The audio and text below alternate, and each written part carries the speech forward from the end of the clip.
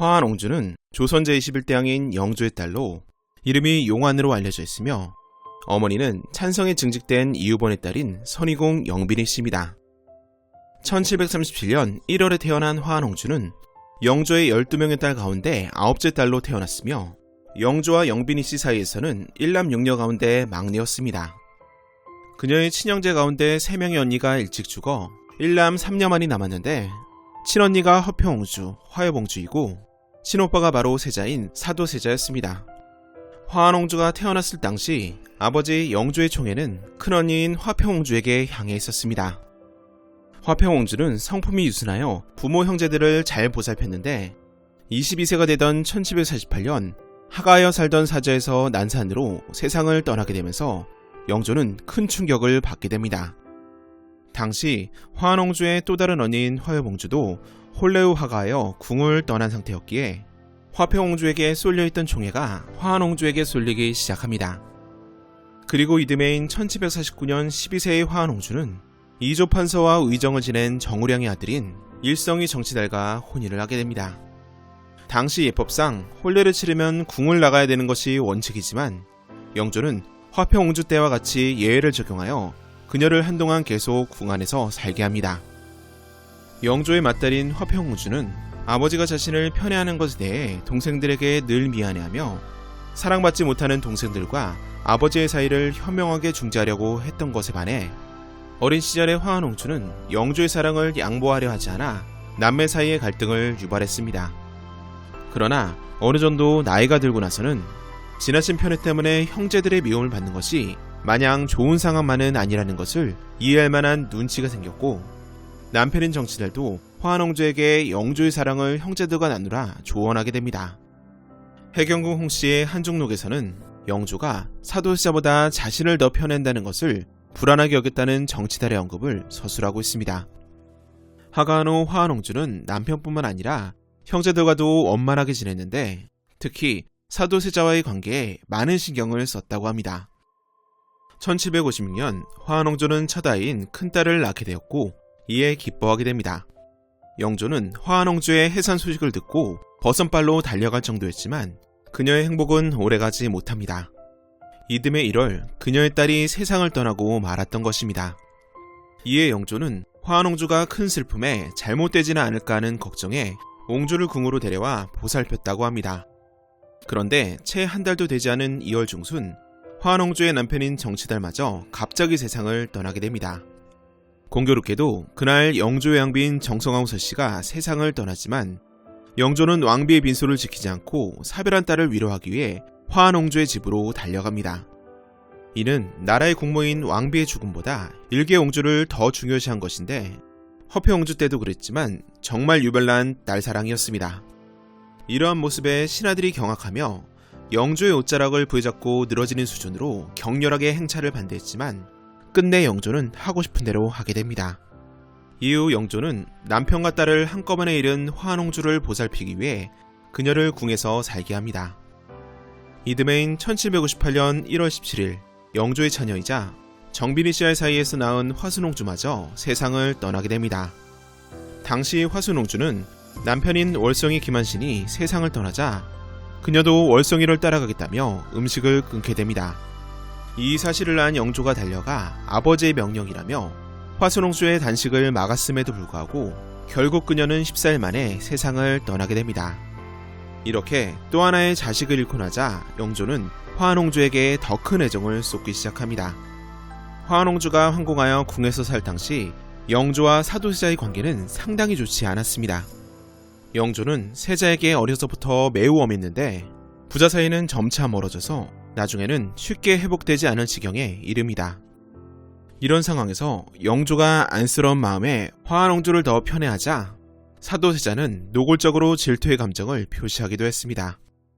한중록에 따르면 사도세자는 화한옹주에 대하여 저는 자애를 극진히 있고 나는 어이 이러한고 라고 한탄까지 했다고 합니다. 그래도 다행히 커가면서 이러한 사실을 눈치챈 화한옹주는 친오빠인 사도세자를 위해 영조와 세자의 중간 역할을 담당하게 됩니다.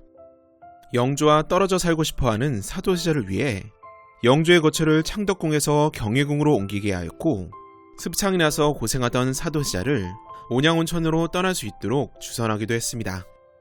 하지만 이미 부자의 사이는 끝을 달리고 있었고 결국 1762년 윤 5월 사도세자가 아버지 영조에 의해 뒤죄에 갇혀 죽는 이무화변이 일어나게 됩니다. 일부에서는 이무화변에 화한옹주가 깊숙이 관련되어 있다고 보는 시각도 있으나 조선왕조실록과 한중록 등 비교적 당대에 쓰인 사료에는 화한옹주가 이무화변에 개입한 흔적은 나오지 않습니다. 오히려 한정록에서는 화한옹주가 후에 세손에게는 괴상이 굴었지만 사도세자의 일에는 스스로 몸을 다했다고 적고 있습니다. 흔히 각종 소설, 드라마 등의 매체에서 화한옹주가 정치적인 이유로 오빠인 사도세자를 죽음으로 몰고 갔으며 사도세자 사원에는 조카 정주와 대립각을 세운 것으로 묘사하고 있습니다. 하지만 화한옹주의 남편의 가문은 사도세자와 친밀했던 소론이었으며 당사자인 옹주와 사도세자의 관계도 그다지 나쁘지 않았다고 전해집니다. 화한옹주를 싫어했던 해경궁 옹씨도 한중록에서 그 점만은 명확히 합니다. 조선 최고의 비극 중 하나인 이무화변이 일어난 이후 사도세자의 아들인 세손이 영조의 후계자가 됩니다. 그리고 영조는 곧바로 정통성 확보를 위해 세손을 영조의 큰 아들이자 요절한 효장세자의 아들로 입적을 시킵니다. 그리고 세손의 거처를 창덕궁에서 경희궁으로 옮겨 할머니인 영빈이 씨와 함께 생활하게 하였는데 1764년 영빈이 씨가 세상을 떠난 후로는 고모인 화한옹주와 함께 생활을 하게 됩니다. 여전히 영조의 편애를 받고 있던 화한옹주는 어린 조카인 세손을 잘 보살펴 주었지만 한중록에 따르면 때때로 도가 지나쳐 정조를 자신만이 소유하기를 원하였고 정조 주위의 모든 것에 질투를 느꼈다고 합니다. 심지어 조카 며느리이자 세손의 부인인 효의왕후에게 시어머니 노릇까지 하면서 심하게 구박을 했습니다. 이러한 극성스러운 고모 때문에 효의왕후는 세손빈 시절에 정조와 금슬이 좋지 못했습니다. 또한 정조가 세손빈을 가까이 하지 않았지만 장인과 처남을 좋아해 측근으로 두자 옹주는 이를 질투해 세손빈의 친정까지 흉봤다고 합니다. 이후 좋아하고 따르던 장인이 사망해 정조가 슬퍼하자 화한옹주는 세손이 아버지를 잃은 세손빈을 불쌍하게 여겨 잘 대해줄 것을 우려합니다. 이로 인해 세손빈의 부친상이 뭐가 그렇게 큰일이냐는 도를 넘어선 언행을 보였고 참다 못한 해경궁이 화한옹주를 야단치기도 했습니다. 물론 이런 기록은 해경궁이 쓴 한중록에 기록되어 있으며 본인이 신우이를 싫어해서 이런 글을 남길 수도 있겠지만 이 모든 기록이 해경궁의 조작이라기엔 내용이 좀 심상치 않은 게 사실입니다. 화한옹주는 오빠인 사도세자가 죽은 뒤 아직 어린 세손을 옆에 끼고 살면서 음식부터 입고 신고 노는 것까지 죄다 챙겼다고 합니다. 심지어 어머니 세손과 옹주라는 신분차가 있음에도 불구하고 정조와 함께 겸상까지 합니다.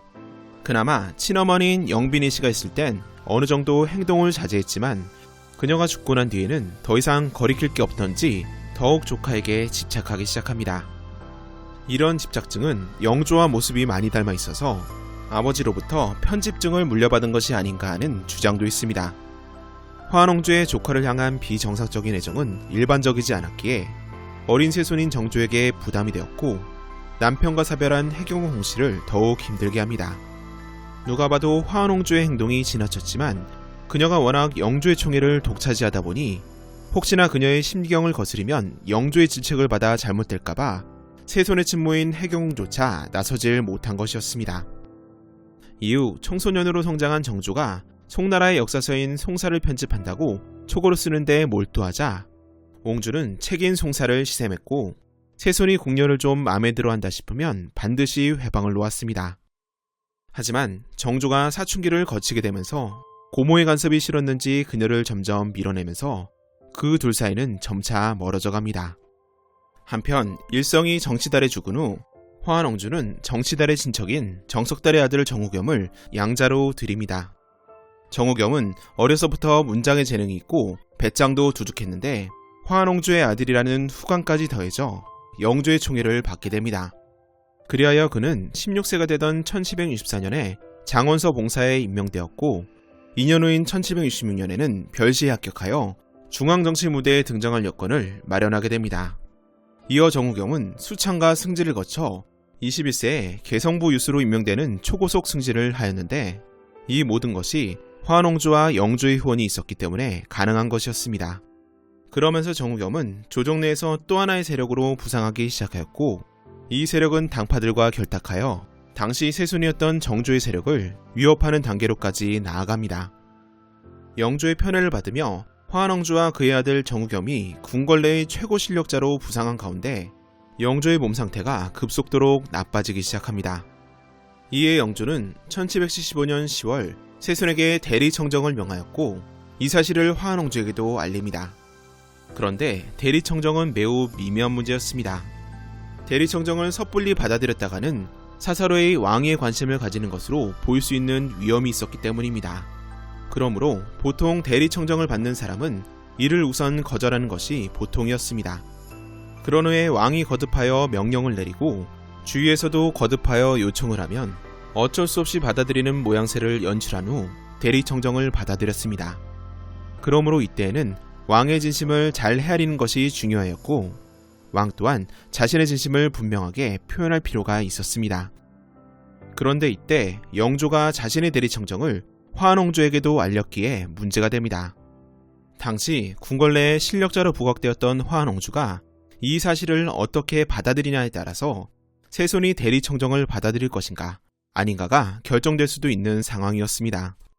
처음 영조가 대리청정 의사를 밝혔을 때 그녀는 대리청정을 받아들여야 한다는 입장을 취했습니다. 그러나 곧바로 영조의 마음이 무엇인지 자신도 모르겠다며 한 발 물러서게 됩니다. 이로 인해 신하들 중 그 누구도 대리청정의 진위를 판단할 수 없었고, 당연히 대리청정을 요청하는 상소를 올리는 것도 애매해지게 된 것입니다. 당시 화한옹주는 대리청정을 시작으로 왕위 계승을 하려는 영조의 의도를 알고 있었지만 끝까지 방해를 한 것은 정조에 대한 비정상적인 집착에서 비롯된 것으로 보는 주장도 있습니다. 나중에 머리가 굵어진 정조가 고모의 간섭을 싫어하기 시작하자 빈정이 상해서 사이가 틀어졌다는 것입니다.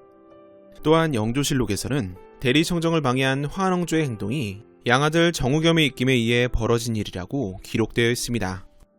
당시 정우겸은 널리 신복들을 배치하여 세손의 일거수일투족을 탐문하였고, 화한옹주는 세손에게 전해지고 세손이 보내는 문서들을 일일이 찾아내어 정우겸에게 전해주었기에 당시 세손은 매우 위태로운 상황에 놓여 있었습니다. 이러한 상황이 계속되자 영조는 그해 11월 다시 한번 세손에게 대리청정을 시키겠다는 뜻을 밝힙니다. 그러자 이번에는 정우겸과 뜻을 같이 한 영의정 한익무와 해경궁 홍씨의 작은아버지인 좌의정 홍인환 등이 세손의 대리청정을 반대했습니다. 이후 세손의 친위 세력인 홍구경의 부탁을 받은 부사직 서명선이 탄핵상소를 올려 영의정 한익무와 홍인환의 처벌을 주장하자 영조는 그 뜻을 받아들이게 됩니다. 그리고 결국 12월 7일 드디어 세손의 대리청정을 공식적으로 선포하게 됩니다.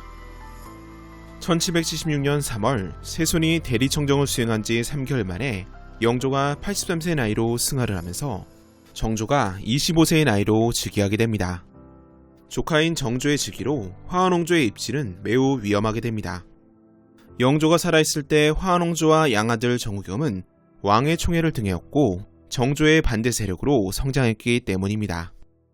특히 정조가 대리청정을 하며 왕권을 이어받기 위한 수순을 밟을 때 정조의 행보를 끝까지 방해했었기에 숙청을 피할 수가 없었습니다. 즉위 직후 정조는 영조 때의 당열을 맺고 권세를 농간하였으며 임금에게 모함과 회방하는 말 등을 떠벌려서 세손을 동요시키려 하였다는 죄를 들어 화한옹주의 양아들 정우겸을 경원부로 귀양 보냅니다.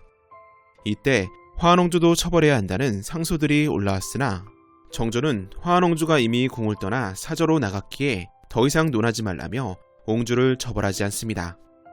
이어 정우겸과 홍인환이 내통하는 사이였다는 상소가 끊임없이 올라오면서 결국 홍인환 또한 여산부로 유배를 가게 됩니다. 그리고 그해 7월 정조는 정우겸과 홍인환을 사사하고 명의록을 편찬하여 대리청정을 둘러싼 그동안의 과정을 서술하도록 했습니다. 이후에도 조정 대신들은 끊임없이 화한옹주의 처형을 요구하였고 결국 이듬해인 1778년 윤 6월 정조는 화한옹주의 자코를 삭탈하고 강화도 교동부에 옹주를 안치하는 것으로 처형을 대신하게 됩니다. 이후 화한옹주는 더 이상 옹주가 아닌 정치대리처 혹은 정처로 불리게 됩니다. 하지만 화한홍주는 유배지를 육지인 경기도 파주로 옮기게 되는 등 유배기간 동안에 정조의 배려를 받으며 큰 어려움 없이 지내게 됩니다. 심지어 유배지를 이탈해 돌아다녀 논란이 되지만 이 또한 정조가 무마해주게 됩니다. 그리고 정조가 승하하기 1년 전인 1799년 3월 정조가 정교를 내립니다. 진위 여부가 애매모호한데 죄안은 아직도 있기 때문에 오늘 반드시 사유하려고 하는 것이다. 정치달처의 죄명을 없애고 특별히 완전 용서하여 조금이나마 내 마음을 펴는 방도로 삼겠다 라며 화한홍주의 죄명을 없애고 그녀를 석방하게 됩니다. 대신들은 펄쩍 뛰며 정조가 대리청정을 받을 때 방해하던 역적들의 배우가 화한홍주라며 그 명을 거두어 줄 것을 거듭 요청하였으나 정조는 끝내 허락하지 않았습니다. 정조가 세상을 떠나고 아들인 순조가 왕위에 오른 이후에도 대신들은 여전히 화한홍주를 탄핵하였지만 순조는 아버지 정조의 명이라며 이를 따르지 않았습니다. 이렇듯 정조와 순조의 비호 속에 목숨을 부지하였던 화한홍주는 1808년 72세 나이로 세상을 떠나게 됩니다. 왕실의 인물임에도 불구하고 실록에 졸기가 없는 것으로 볼 때 끝까지 옹주의 신분으로는 복권되지 않은 것으로 보입니다. 순조실록에서도 정처, 정치달애처럼만 기록이 되어 있으며 1808년 5월 17일 3사에서 정치달애처가 물고되었다 하여 합계를 정지하다 라는 기록으로 그녀의 죽음을 알리게 됩니다.